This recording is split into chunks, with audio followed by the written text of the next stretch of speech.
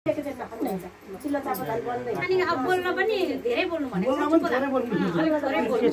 आशिक द्या है सबैजनाले यसलाई अलिक धेरै बोलेर बिरामी हुन्छ धेरै बोलेर खाए अनुसार बोल्नु भन्न खायो त सुको भाइ तपाईहरुले त आमा छोरी भन्नुहुन्छ आमा र तपाईलाई त आमा त बुढी हुनुहुन्छ कसको बुढी नै हो जो मेरो बुढी हो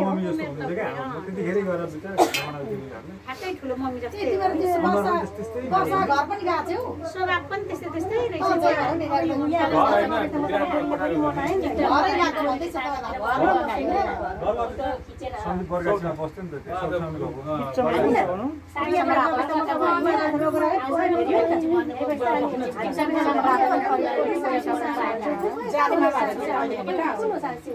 खानु पर्ने साथीहरु वर्षको दिदी होइन भन्छ नरे दिदी पो हो त भने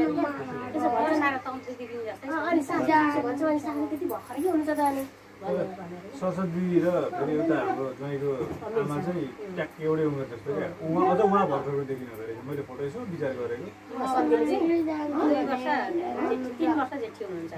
अनि पापाले सानो चेडाको छ नि सानो चेडाको ऊ चाहिँ त्यही भएर त्यस्तो लागेको मैले फोटो देखिरहेको छु पाताले रेजिना सानो जिउको भनेको रेजिना भन्दा पनि सानै हो हो क्या सानो उसको फेरि उता हो नि त साथी परिरहेको होइन रेजिनाको बुढा एउटै कलेज पढेको होइन हो त नि अनि म राजा जोइसँगै पढेको त अरे एक्जाम सेन्टरमा अगाडि पछाडि हो म राजा रेजिनाको जोइ पछाडि पनि देखाइदिनु हो बन्दनहरु ए हो रेजिनाको जयलाई पहिले पनि देखेको थियो होला देवरा हेर यहाँ आमाले मालाई यहाँ रे मामाले कस्तो राम्रो लगाइदिमी या सेफ्टी ए नानीहरु कस्तो लगाइदिएर यिनीहरु चाहिँ लाइन बाइ लाइन भनेको को बोल्दैछ अब अरे मोडीले उलाई पनि लगाइदिए है कान्छालाई पनि भान्जालाई म लगाइदिहाल्छु नि मामा घर जाने हो त अहिले माम खाएर नि कस्तो अनि मामासँग जाने अहिले पैसा लायो पैसा पाउँछ टिका लायो मामाहरु लाने के अहिले ओइ मामाहरुसँगै जाने के अहिले पक्न अनि मामाहरु पनि जाने नि त मामा घर नि सँगै जाने म टिका लगाइदिन्छु भन्छ तिमीलाई लाउँदैन सन्दीप राई चाहिँ कहाँ ड्युटीमा हुन्छ कि अहिले कति पैसा 10 रुपैयाँ मात्रै दिनु भन्छ बाबु तँलाई सबैभन्दा धेरै कति दिए हुन्थ्यो भनेको 10 रुपैयाँ हाले उसको बाली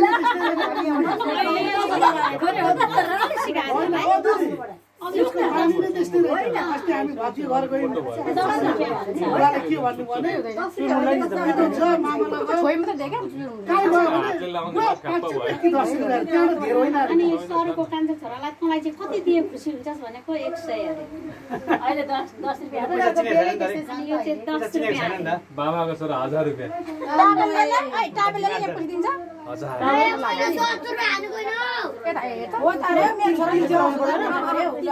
तर त्यो भान्जाले मलाई हैन बिहेको दिन मेरै छेउमा बसेको क्या बसेको बसेको छोडेन हो म त झोला बसेछ बसिरहेको